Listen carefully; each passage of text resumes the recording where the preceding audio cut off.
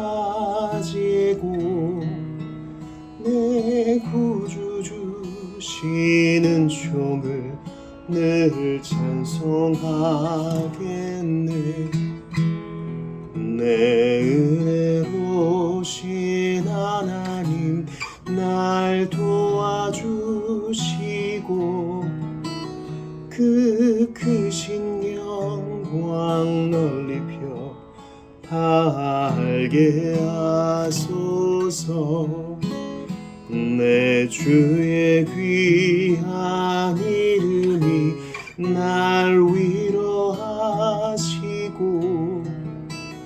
이 그의 음악 같으니 참이라 되도다. 내 죄의 권세 깨뜨려 그 결박 부시고 이 주한 마음을 비로소 곧 정케 하셨네. 만입이 내게 있으면 그 입 닫아지고 내 주의 주시는 종을 늘 찬송하겠네. 내 은혜로신 하나님 날 도와주시고 이 크신 영광 널리 펴 다 알게 하소서. 내 주의 귀한 이름이 날 위로하시고 이 그의 음악 같으니 참이라 되도다.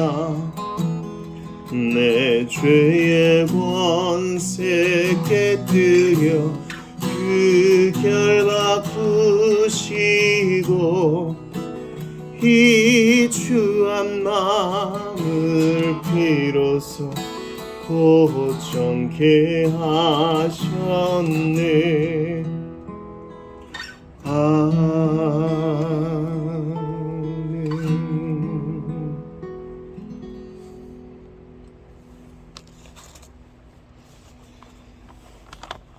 찬양을 한 곡 더 드리겠습니다. 301장입니다. 지금까지 지내온 것 주의 크신 은혜라 한이 없는 주의 사랑 어찌로 말하랴.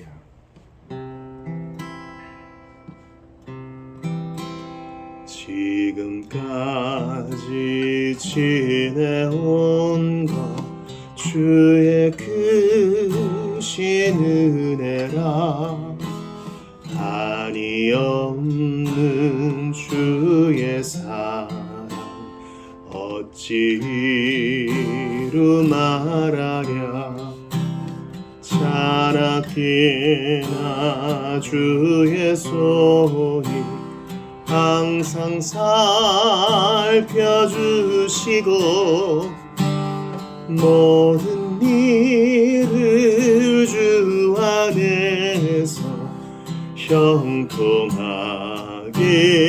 하시네. 몸도 마음도 연약하나 세임 받아 살았네. 물 붓듯이 부시는 주의 은혜 족하다. 사랑 없는 거리에나 험한 산길에 낼 때 주의 손을 굳게 잡고 찬송하며 가리라.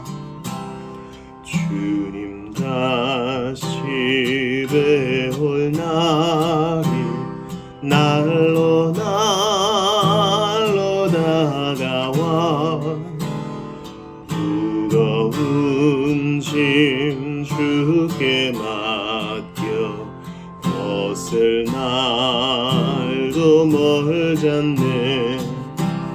나를 위해 예비하신 고향 집에 돌아가 아버지의 품 안에서 영원토록 살리. 지금까지 지내온 것 주의 크신 은혜라. 한이 없는 주의 사랑 어찌로 말하랴. 자나깨나 주의 손이 항상 살펴주시고 모든 일을 주 안에서 형통하게 하시는. 몸도 마음도 연약하나 세임 받아 살았네. 물 붓듯이 부으시는 주의 은혜 족하다. 사랑 없는 거리에 나 험한 산길 헤맬 때 주의 손을 굳게 잡고 찬송하며 가리라. 주님 다시 배올 날이 날로 다가와 무거운 짐 주께 맡겨 벗을 날도 멀잖네. 나를 위해 예비하신 고향 집에 돌아가 아버지의 품 안에서 영원토록 살리라.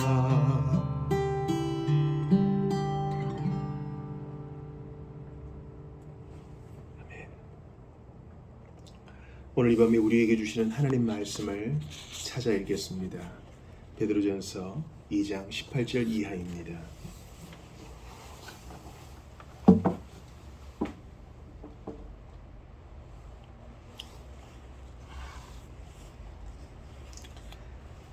베드로전서 2장 18절부터 25절까지를 합독합니다. 사환들아, 범사에 두려워함으로 주인들에게 순종하되 선하고 관용하는 자들에게만 아니라 또한 까다로운 자들에게도 그리하라. 부당하게 고난을 받아도 하나님을 생각함으로 슬픔을 참으면 이는 아름다우나 죄가 있어 매를 맞고 참으면 무슨 칭찬이 있으리요. 그러나 선을 행함으로 고난을 받고 참으면 이는 하나님 앞에 아름다우니라. 이를 위하여 너희가 부르심을 받았으니 그리스도도 너희를 위하여 고난을 받으사 너희에게 본을 끼쳐 그 자취를 따라오게 하려 하셨느니라.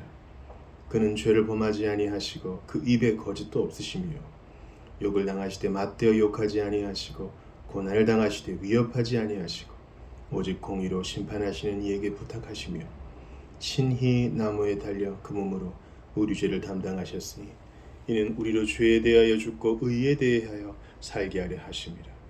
그가 채찍에 맞음으로 너희는 나음을 얻었나니 너희가 전에는 양과 같이 길을 잃었더니 이제는 너희 영혼의 목자와 감독 되신 이에게 돌아왔느니라. 아멘. 하나님의 말씀입니다. 하나님께 감사합니다. 오늘은 웨스트민스터 소유리문답 제5계명을 공부합니다. 63문부터 보시죠. 63문입니다.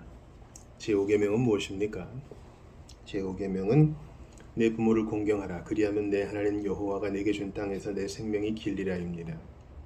63은 제5계명에서 요구하시는 것은 무엇입니까? 제5계명에서 요구하시는 것은 윗사람과 아랫사람 그리고 동료와 같은 각자의 여러 지위와 관계 안에서 각 사람의 명예를 지켜주고 각 사람에 대한 의무를 이행하는 것입니다. 65문입니다. 제5계명에서 금지하시는 것은 무엇입니까?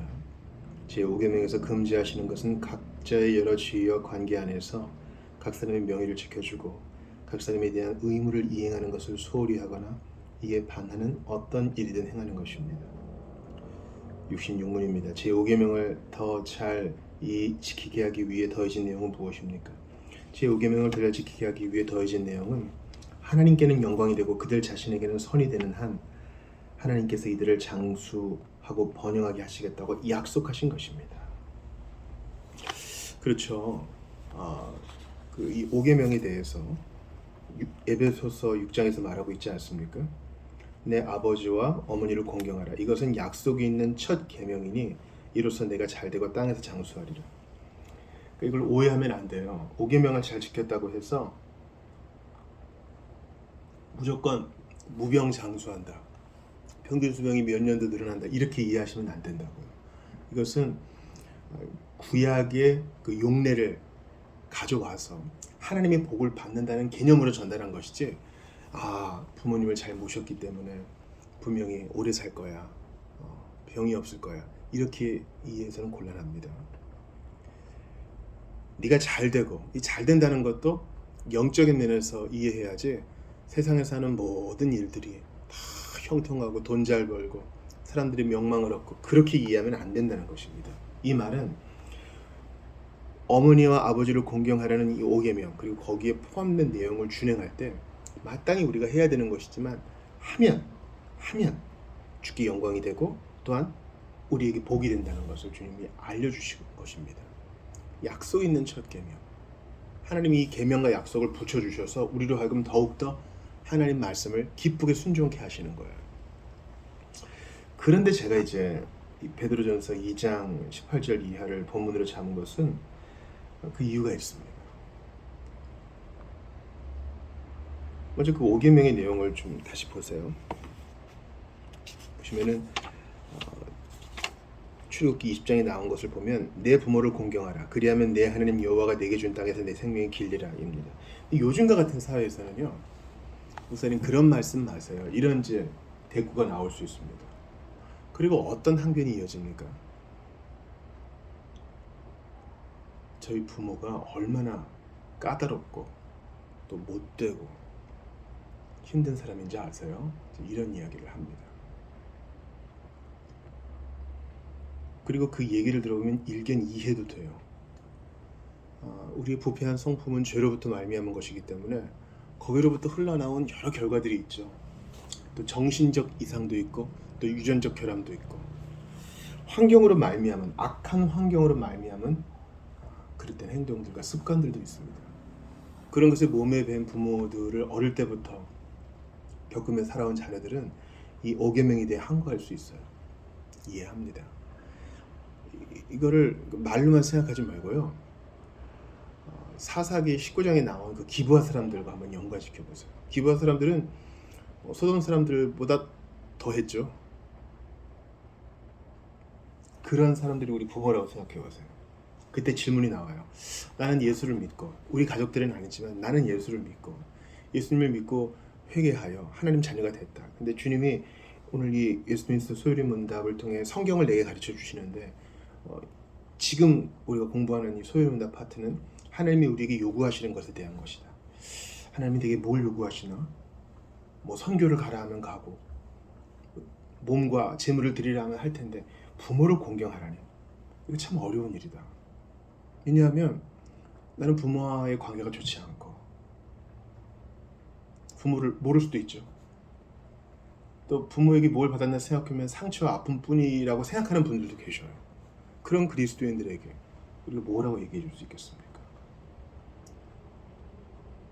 우리가 이러한 개별적 사안 때문에 하나님 말씀의 본의를 모두 갖다 버려서는 안 돼요.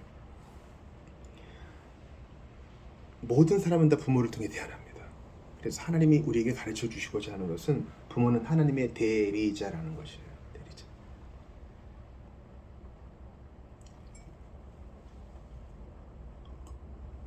그 부모가 도덕적으로 우월하든 그렇지 않든 간에 우리는 부모에게 순종해야만 나면서부터 지금까지 생존할 수 있었습니다. 그렇지 않아요? 우리가 기억도 하지 못하는 그 어린 시절에 우리는 전적으로 부모에게 의지하고 있었습니다. 왜냐하면 그 부모는 하나님의 대리자거든요. 주님이 그 가정에 우리를 보내셨어요. 이 부모 밑에 태어나게 하셔서 그를 통해 양육받게 하시고 상처 속에서 생존하게 하셨습니다. 이때 부모는 하나님의 대리자로서 자녀를 돌봅니다. 부모께 아니에요. 부모 소유가 아니라고요. 자녀는 하나님이 대리자로서 그 아이를 잘 돌보아 자립할 수 있게끔 도와주는 것입니다. 훌륭한 시민이 되게끔, 또 그리스도인 부모는 그가 회심하게끔 도와주는 것입니다. 자기 소유 아니에요. 이래라 저래라 내 마음대로 조정할 수 없어요. 하나님이 대리자입니다. 그 부모는 청지기 정신으로 자녀를 키우는 거죠. 그러니까 하나님께서 정하신 질서예요. 하나님은 대리자를 통해 일하십니다. 에이전트라고 그러죠. 우리의 첫 번째 아담은 에이전트로서, 대리자로서 실패했어요. 대표자로서, 공인으로서. 그러나 우리의 마지막 아담은 대리자로서, 우리의 구원자로서, 대표로서 온전히 순종하셨습니다. 그리고 그 하나님은 우리에게 물으십니다. 눈에 보이는 너희 부모에게 순종하지 못하는데 어찌 보이지 않는 내게 순종할 수 있단 말이냐. 요한일서에도 바로 그런 얘기가 나오죠. 눈에 보이는 형제를 사랑하지 않고 어떻게 안 보이는 하나님 사랑한다 하느냐. 그건 말잔치 아니냐. 그런 거예요. 그러니까 우리는 여러 가지 개별적이고 독특한 상황들을 뒤로하고 이 본래의 목적, 하나님은 당신의 대리자로 부모를 보내셔서 자녀를 키우고 자녀를 교육하게 하셨다는 겁니다. 아, 그렇구나. 그러니까 모든 부모들은 이 문제에 대해서 하나님 앞에, 심판대 앞에서 해명해야 돼요. 내가 너를 대리자로 보내서 귀한 자녀를, 하나밖에 없는 영혼을 너에게 맡겼는데 너는 어떻게 했느냐 물어보실 때 우리 할 말이 있어야 됩니다. 두 번째, 대리자이기 때문에 부모는 권위가 있어요. 이것은 단지 육신의 부모만을 말하는 것이 아니에요. 대요리문답을 보거나 이제 다른 신앙고백서를 보면은 윗사람 아랫사람, 동료와 각자 여러 지위와 관계 안에서 각 사람의 명예를 지켜주는 모든 관계의 사람들을 다 포함하는 것입니다. 그때 특별히 내 위의 사람, 보스라고 그러죠. 나보다 나이가 많거나 나보다 직급이 위거나 직접적으로 내게 권위를 행사하는 사람들에게 우리는 그 대리자가 가지고 있는 권위를 인정해야만 합니다. 학교에서는 선생님이 권위자죠. 교사의 권위를 인정하지 않고 배울 수 있는 학생은 없어요. 저거 나보다 나이만 많지 뭐 배울 게 없어. 그렇게 무시하면 이것은 옳은 일도 아닐 뿐더러 학생으로서 바른 태도도 아니며 하나님이 싫어하시는 겁니다. 그러니까 부모들이요, 여러분이 하나님의 대리자며 하나님께서 여러분에게 권위를 위임하셨다는 것을 기억하시며 진중하셔야 돼요. 아, 난 자녀에게 친구 같은 엄마 아빠가 될 겁니다. 좋아요. 그렇게 하세요. 그러나 하나님이 여러분에게 위임하신 권위를 훼손하지 않는 범위에서 그렇게 하세요. 왜냐하면 주의 교훈으로 가르쳐야 되거든요. 그건 아니다. 이렇게 해야 된다. 잘못은 잘못이라고 알려주고 잘한 것은 칭찬해야 되는데 그것은 권위자의 자세가 매우 중요합니다. 하나님은 이 질서를 허락하셨어요. 즉 대리자와 이 권위라는 질서를 허락하셔서 자녀와 그 밑에 사람이 하나님도 이렇게 하신다는 것을 가르치셔요. 하나님은 권위를 중요히 여기셔요. 성경에도 권위가 있고 하나님 자신에게도 권위가 있죠. 우리 방금 찬양했는데 내 주의 귀한 이름이 나를 위로한다 그랬어요. 하나님의 이름에는 권위가 있습니다. 누구든 그 앞에서 엎드러질 수밖에 없어요. 참 놀랍죠. 그분의 임재 앞에 서면요, 그 권위 앞에 마치 예수님 앞에 서는 사람처럼 엎드러져요. 잡으러 갔던 사람들도 지금까지 이렇게 말한 사람 없었습니다 그러잖아요. 그 권위. 그 눈에 보이는 권위를 통해 자녀들 또 밑에 있는 사람들은 배웁니다. 더 큰 권위가 있구나. 그 권위자, 나의 작업 관리자나 나의 교사나 나의 부모나 그 권위자 아래 내가 있지만 그 권위자를 세운 더 큰 권위, 궁극적인 권위가 있구나. 대리자를 임명하신 분이 있구나. 바로 하나님이시구나. 널 기억해야 돼요. 이거는 국가 권력에도 적용될 수 있어요. 자, 국가 권력자, 정치인들이죠. 힘을 가진 자들이에요. 민주주의에서는 내가 원하는 파티, 원하지 않는 파티, 정당이 있어요. 근데 하필 내가 원하지 않는 지도자가 힘을 가졌어요. 어떻게 됩니까? 석유 뿌리고 불 뿌리고 시위해야 돼요? 잘못된 일에 대해서는 우리가 합법적으로 시위할 수 있겠죠. 그러나 그렇지 않다면 우리는 거기서 하나님께서 당신의 대리자로 그를 보내요. 이 나라를 일시 통치하게 하셨으니 그 권위를 인정하는 걸 배워야 됩니다. 이거 중요한 겁니다. 여기서 분별력이 필요해요. 나치와 같은 자가 집권하면 어떡합니까? 그땐 깨어 있어야 되죠. 제가 감히 생각할 때 1차 대전 끝나고 2차 대전 직전에 나치가 독일에서 다수당이 될 때요. 제가 볼 땐 많은 사람들이 그 어둠의 영 가운데 기만당했다고 생각합니다. 깨어있는 사람들도 많이 속아 넘어갔어요. 이건 아주 민감한 문제예요. 그때 이제 거짓이 드러나고 악행이 드러나면 그때는 이제 맞서야죠. 자신의 지지를 철회하고 맞서야 됩니다. 그러나 그렇지 않다면 대부분의 경우에요. 대부분의 경우는 하나님께서 당신의 대리자로 지도자를 세우셨다. 그건 아주 일시적이고 제한이 있는 권위다. 그 권위를 인정하고 내 마음에 들지 않더라도 순복하는 것이 하나님이 세우신 질서예요. 잘 들으셔야 돼요. 무조건 욕하고 무조건 반대하는 것이 덕스러운 게 아닙니다. 이해하시죠? 불법적인 것에 대해서는 비판하세요. 그러나 내 취향에 맞지 않는다고 대리자로서의 기능과 권위를 가진 자, 하나님이 권위를 주신 자를 신랑하지 마셔요. 여러분도 언젠가 권위자가 될 겁니다. 지금도 권위를 갖고 계실지 몰라요. 그런데 내 밑에 있는 사람이 합당하지 않은 것에 대해서 나에게 계속 불평만 한다 그러면 이 대리자와 권위자로서 우리가 어떤 기분을 가질 것 같아요? 하나님은 최종적인 권위자로서 우리가 기쁘게 순복할 때 하나님의 하나님 되심을 인정하고 그분을 높일 때 즐거워하십니다. 마찬가지로 우리도 그걸 느끼잖아요. 우리의 권위를 무시하면 우리 노하죠. 하나님도 그리하십니다. 그러니까 이 5계명은요. 우리의 삶에서 정말 다양하게 적용해 볼 수 있는 거예요. 내 기분과 감정을 억누르고 권위에 순복해 본 사람만이 하나님께 순종할 수 있어요. 나는 하나님께만 순복할 거야. 세상 권위에는 순종하지 않을 거야. 아니요. 예수님도 세금 내셨고 예수님도 잘못된 재판에 순복하셨습니다. 물론 그것은 구세주로서의 대속사역을 위해서 그렇게 하신 것이죠. 근데 바울도 보세요. 잘못된 재판일 때는 바로 항거하잖아요.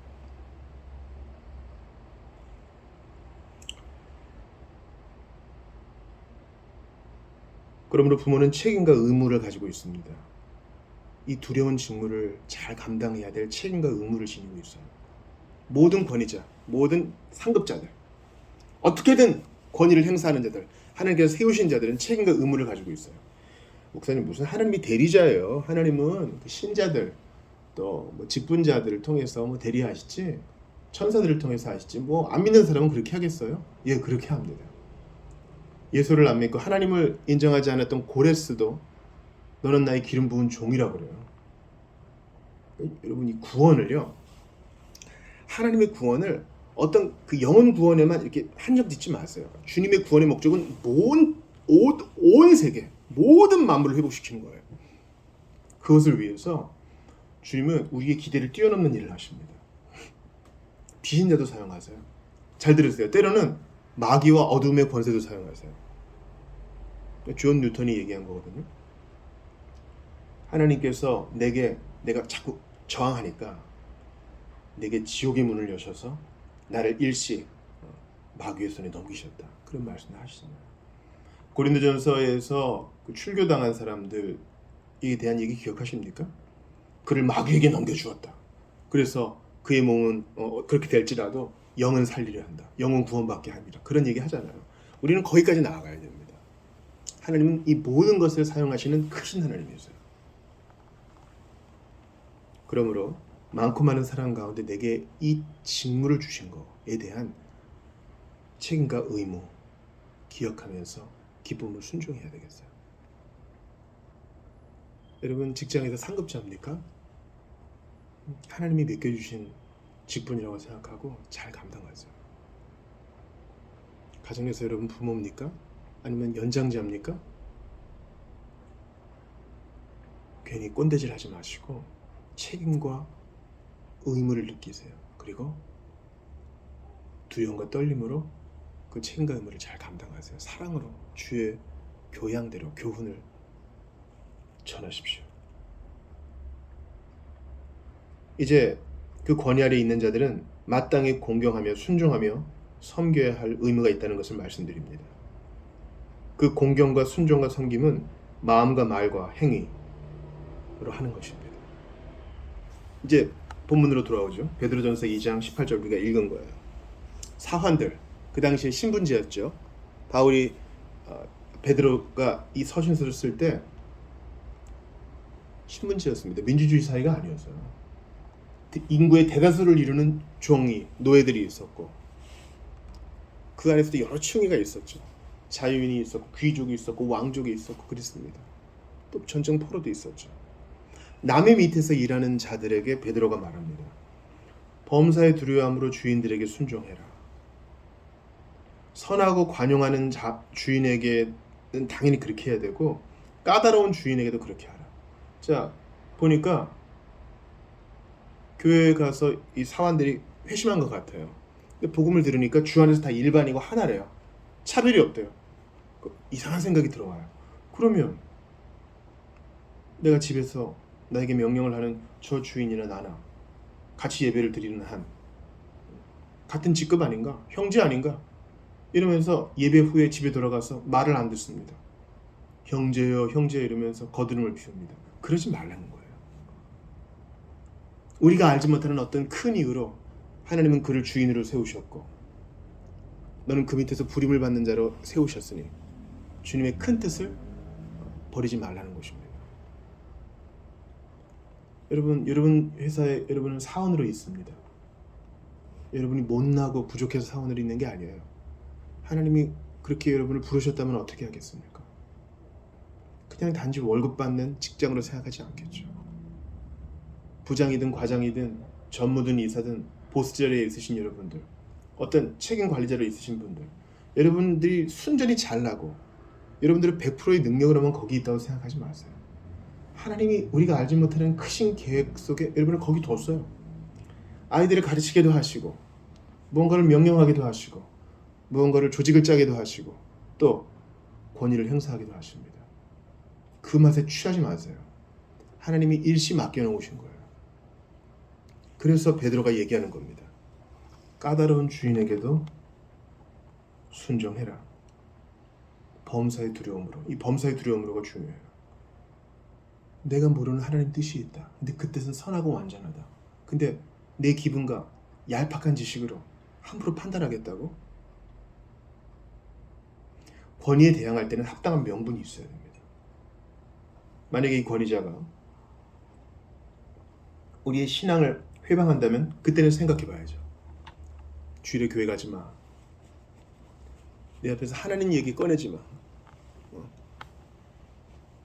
그리고 만약에 다시 한번 예수라는 말만 하면 너는 아웃이야. 해고야. 그리고 주일에도 나와서 일을 하게 시킵니다. 그때는 생각해 봐야죠. 지도자들도 마찬가지입니다. 교회, 국가지도자가 교회를 잘 보살펴 줍니다. 그럼 감사하죠. 근데 만약에 교회에서 사회 문제 얘기하지 마. 약한 자들 두둔하지 마. 정부에 대해 비판하는 말 하지 마. 그리고 예수만이 진리라고 배타적인 얘기 하지 마. 그러면 여기에는 동의할 수 없습니다. 범사의 두려움이라고 바로 그런 뜻이에요. 그러면서 베드로의 신학을 보세요. 이런 이야기를 하면서 거기서 그치지 않고 예수님을 끌어와요. 예수님 봐라.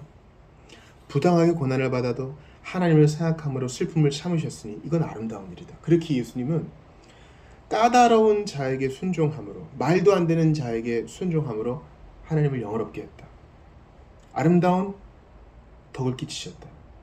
21절에 본을 끼쳐서 우리도 그렇게 자취를 따라오게 하십니다. 여러분, 사람을 만드신 예수님이 요셉과 마리아를 엄마 아빠라고 부르고 그 권위에 순종하셔요.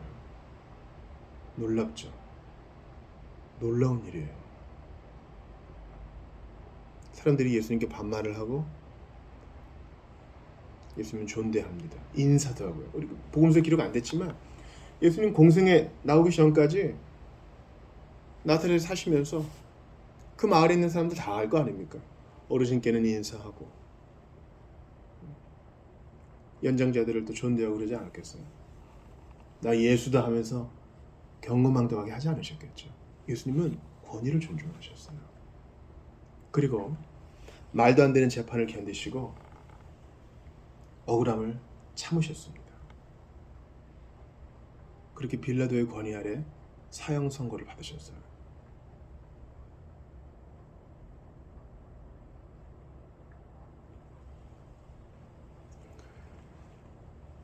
선을 행함으로 고난을 받으라.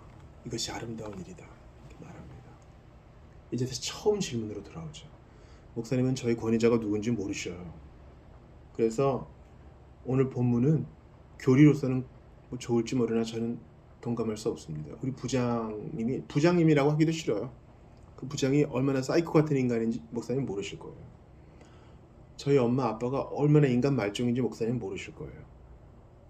사람들 앞에서는 좀 잘하는 것 같은데 개인적으로는 생각하기도 싫어요. 그래요, 이해합니다. 이해해요. 근데 여러분도 그럴 수 있어요. 여러분도 누군가에게 잔혹한 보스일 수 있어요. 그 우린 잘 몰라요. 여러분도 누군가에게 말도 안 되는 것을 요구하는 상급자일 수 있어요. 여러분도 기억도 못하겠지만 선배라고 거들먹거리면서 후배들을 착취했을 수도 있어요. 내가 모르는 말 한마디, 행동 하나 때문에 상처받은 내 권위 아래 사람들이 있을 수 있다고요. 그러니까 우리 똑같아요. 사사기 19장이 내 안에도 있어요. 여러분 아실 거예요. 나중에 나이가 들면 내가 욕했던 엄마 아빠의 모습이 내 안에 있는 것을 알게 돼요. 그리고 하나님께서 빛을 비추시면 그 말도 안 되는 히스테리를 불렀던 부장님과 같은 모습이 내게 돼 있다는 것을 알게 돼요. 그러니 용기를 내세요. 잘못된 것은 잘못됐다고 사랑 안에서 말할 수 있는 용기를 내세요. 동시에 그거 잘 안 고쳐져요. 예수님을 생각하면서 참을 수 있는 힘을 달라고 기도하셔야 돼요. 난 권위는 싫어. 권위주의도 싫어. 다 들고 일어날 거야. 그리고 혁명이 일어납니다. 그래서 어떻게 돼요? 그 혁명을 일으켰던 사람은 또 권위자가 돼요. 이해가 되세요? 공산주의가 바로 그런 거를 경험한 거 아니에요? 부르주아를 없애려고 그랬는데 공산주의 주동 세력이 어느덧 부르주아가 됐어. 계급사회를 없애려고 그랬는데 혁명을 이끌었던 사람이 어느덧 주류 계급이 됐어. 또 역사는 반복돼요. 우리는 이 땅을 살아갈 동안 완전함을 기대할 수 없습니다. 그러나 신자로서 마음에 새겨야 될 것은 이 모든 상황을 받아들이시고 비진리에 대해서는 한거하시되 묵묵히 순종하시는 예수님, 그분을 따라가야 할 것입니다. 나는 내 자신을 봅니다. 너무 말은 많고 순종은 형편없어요. 아는 것에 비해 따라가는 것, 침묵으로 순종하고 지지해주고 기다리는 일에는 너무 젬병이에요. 예수님 보세요. 욕을 당하시되 맞대어 욕하지 아니하시고, 욕을 당할 이유가 없거든요. 하나님이 너에게 권위를 주지 않으면 너는 내게 그거 못한다. 그 누구한테 한 얘기일까요? 빌라도에게 한 말일 수도 있어요. 예수님이 가시면류관을 탁 찔러가지고 핏줄 터지게 했던 그 로마 군인일 수도 있어요. 예수님의 등을 걸레 조각으로 만들었던 그 채찍질한 군인일 수도 있다고요. 예수님 말씀하세요. 아버지께서 주지 않으시면 아무것도 그거 못한다. 그 권위에 예수님은 묵묵히 순종해 나아가세요. 그래야 하나님 뜻이 이루어지니까. 때로는 내 권리도 내려놓을 수 있어야 돼요. 어떻게 욕 한 번 먹지 않고 그리스도인으로 삽니까? 복음을 전하다가도 받을 텐데. 예수님의 손목과 발목에 못을 박아놓은 그 사형 집행자들도 보세요. 너를 그 사형 집행자로 세워놓으신 분은 하나님이시다. 난 그 권위에 순종하여 대속의를 이루려 한다. 한거하지 않아요.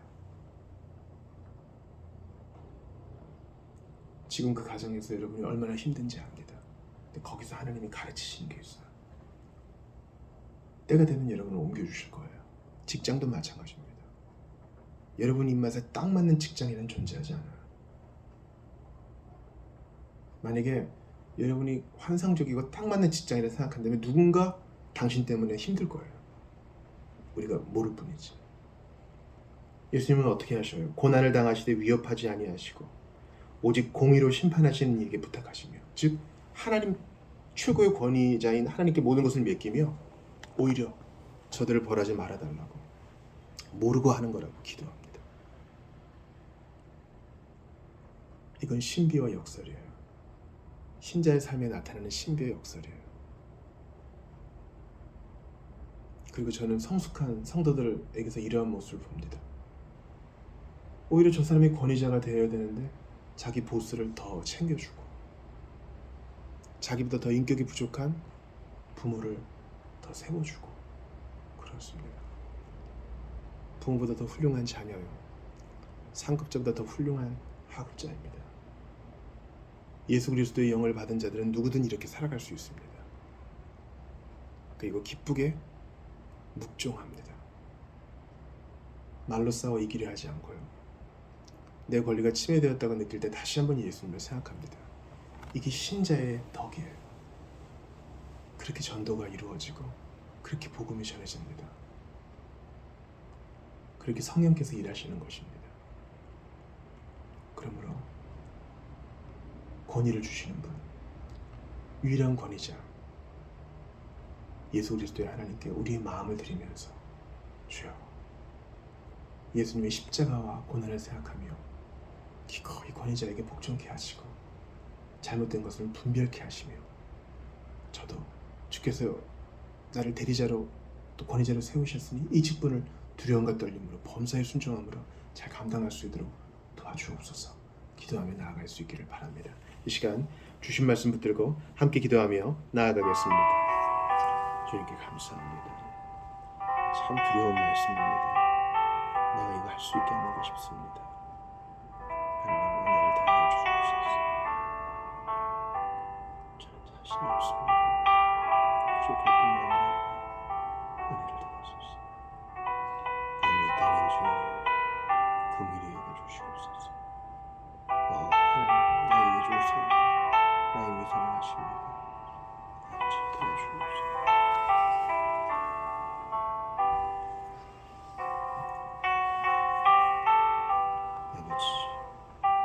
간절히 기도합니다. 하나님 아버지, 주님, 이 더러운 것을 주의 피로 씻으시고 하나님의 영으로 불살라 주소서. 간절히 기도합니다. 정하고 더러운 일들이 강하게 합니다. 아버지, 유치한 권위자가 되지 않도록 도와주시고 섬기는 자로 살게 하소서. 오직 이 일은 성경받은 자가 하늘의 능력을 받아 할 수 있음을 고백하오니 은혜를 주시옵소서. 오 하나님, 은혜를 주시옵소서. 간절히 기도합니다. 종은 부족하기가 이를 데 없사오니 은혜를 더하여 주시옵소서. 종은 완악하기가 이를 데 없사오니 은혜를 더하여 주옵소서. 종은 게으르기가 더할 데 없사오니 은혜를 더하여 주시옵소서. 불쌍히 여겨 주옵소서. 오 주, 불쌍히 여기소서. 우리 한 번 더 기도합시다.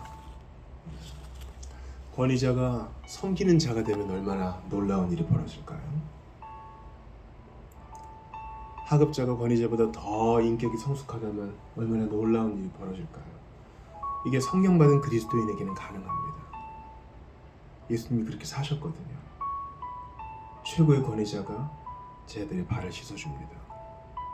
법을 세우신 분이 말도 안 되는 법 밑에서 묵묵히 재판을 받으십니다. 그렇게 하나님의 일이 이루어지고 구속의 일들이 이루어져요. 우리 참 그런 일이 일어날 수 있게 해달라고 기도합시다. 일단 내가 잘해야 돼요. 그래서 나의 힘과 의지로 되는 게 아니라 성령께서 우리의 마음을 확장시키셔야 됩니다. 감동 주셔야 됩니다. 그래야 예수님이 높아질 거 아니겠어요? 주여, 내가 가진 권위로 섬기게 하시고 나를 하급자로 두신 곳에서는 더욱 상급자를 높이며 그를 세우신 주님을 인정케 하소서. 다시 한번 말씀 붙들고 기도합니다. 하나님 아버지, 부모를 섬기고 상급자를 섬기고 동년배를 섬기고 아랫사람을 섬기는 일이 있기를 바랍니다.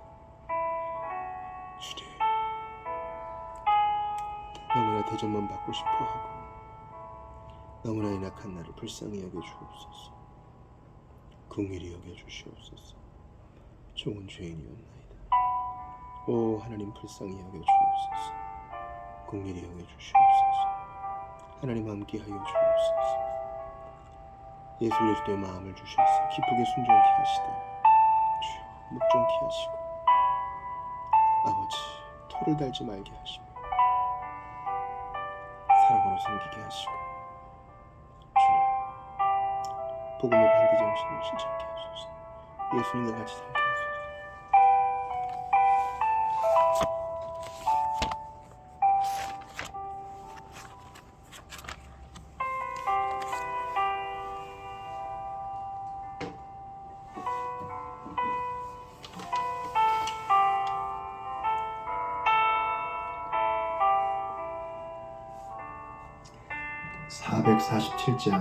447장 이 세상 끝날까지 찬양 드리시고 계속하여 기도하겠습니다.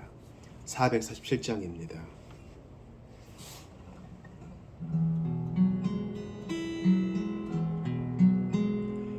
이 세상 끝날까지 주 섬겨 살리니 내 친구 되신 주여 늘 함께 하소서. 주 나와 함께 하면 전쟁도 겁없고 주 나를 인도하면 늘 안심하리라. 나 주를 따를 때에 주 약속하신 것 그 영광 중에 모두 이루어 주소서. 나 주의 뒤를 따라 섬기며 살리니 그 크신 은혜 속에 날 인도하소서. 이 세상 온갖 시험 내 마음을 흔들고 저 악한 원수들이 안팎에 있으나 주 나를 돌보시사 내 방패 되시고 내 옆에 계신 것을 늘 알게 하소서. 저 영광 빛난 곳을 주 허락했으니 그 허락하신 곳을 늘 사모합니다. 끝까지 때까지 쉬지 않고 주 따라가리니 주 넓은 사랑으로 늘 인도하소서.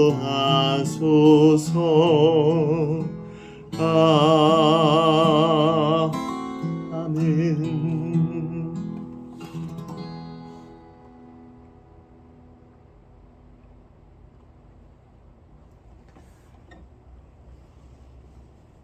그 허락하신 곳을 늘 사모합니다. 우리를 위해 처소를 예비하신 예수님, 그분이 부르실 때까지 주님을 섬겨 사는 우리 모두가 되실 수 있기를 바랍니다. 주님을 섬기는 것은 우리의 일상생활을 통해 할 수 있고요. 또한 가장 두드러진 것은 바로 주의를 지키는 것입니다. 몸으로 예배하고 몸으로 모이고 가르침을 받고 서로 떡을 떼고 서로 교제하며 기도하기를 힘쓰는 것, 그것이 주님을 섬기는 것입니다. 그거를 위해 우리를 구원하셨는데 여기에 힘쓰지 못하고 이 땅을 떠난다면 얼마나 두려운 일이겠어요. 돌아오는 9월의 둘째 주일 예배 가운데 함께 해주시기를 기도하고요. 또 마가복음 4번째 시간입니다. 마가복음 강의 4번째 시간을 통해서 우리 제자들을 부르신 예수님을 통해서 필요한 교훈을 받게 하여 주시옵소서. 성도들 각자를 위해 기도해 주세요. 이제 수험생들이 있고요. 아이들이 자라가면서 우리 장년들은 나이가 들어갑니다. 장년들 건강을 붙드시되 성령 충만케 하소서. 세월을 아껴 주님께서 목적하신 것을 잘 이루게 하소서. 아울러서 우리 청년들을 위해 기도해 주세요. 청년들이 세속에 물들지 않고 순결하고 거룩한 주의 백성답게 살 수 있도록 도와달라고 기도합시다. 아울러 전도대 생제를 위해서도 기도하며 나아갑시다. 예배를 위해서, 성도를 위해서, 또한 복음 들을 사람들을 위해서, 아울러 우리에게 권위를 행사하는 나라를 위해서 붙들어달라고 기도하며 나아가겠습니다. 같이 기도합시다. 하나님, 간절히 기도합니다.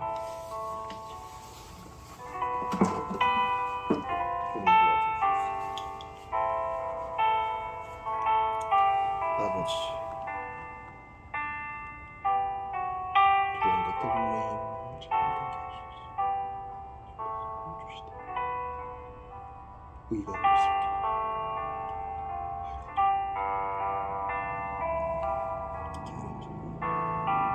이 직무를 잘 감당케 하시옵소서. 아버지, 나의 완악함을 불쌍히 여기소서. 이것을 붙들어 주옵소서. 하나님, 어찌하면 좋겠습니까? 저를 붙들어 주시옵소서. 믿음으로 잘 감당하게 하시옵소서. 필요한 일들을 잘 감당케 하시옵소서. 주님, 살려주시옵소서. 긍휼히 여겨주시옵소서.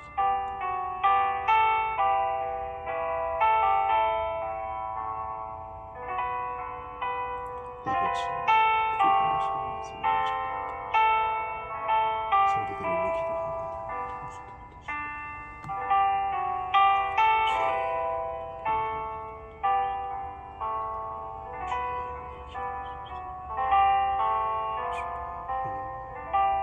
통수되게 하시고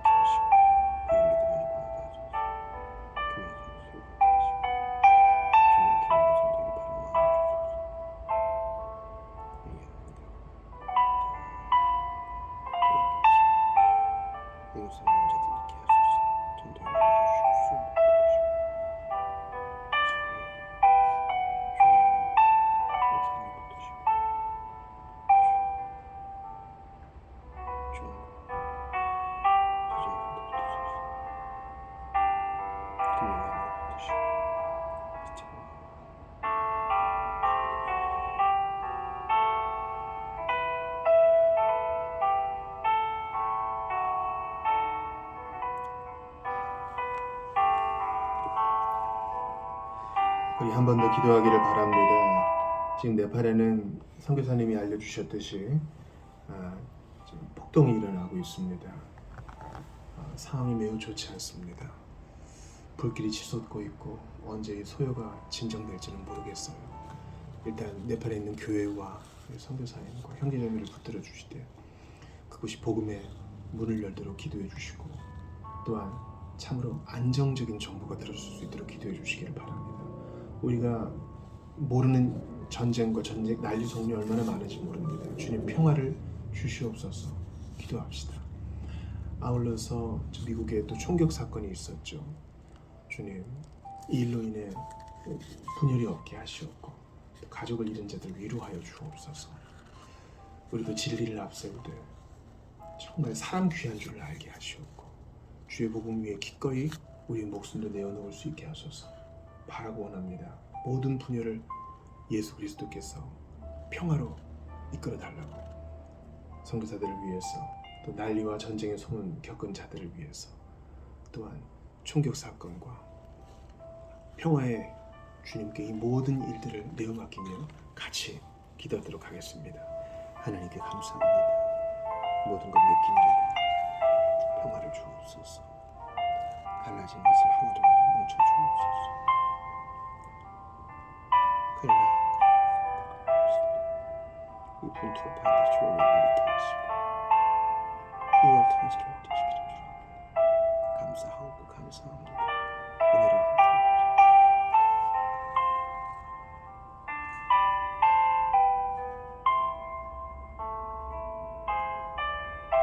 바라고 원합니다. 전도에 이루어지게 하시고 복음을 듣고 돌아오는 자들 많게 하시고 한 영혼 한 영혼을 주옵소서. 제 붙들리심 많게 하시고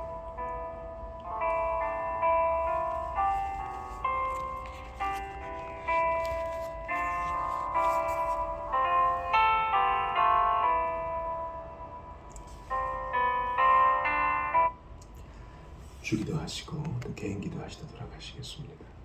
하늘에 계신 우리 아버지, 아버지의 이름을 거룩하게 하시며 아버지의 나라가 오게 하시며 아버지의 뜻이 하늘에서와 같이 땅에서도 이루어지게 하소서. 오늘 우리에게 일용할 양식을 주시고 우리가 우리에게 잘못한 사람을 용서해 준 것 같이 우리 죄를 용서해 주시고 우리를 시험에 빠지지 않게 하시고 악에서 구하소서. 나라와 권능과 영광이 영원히 아버지의 것입니다. 아멘.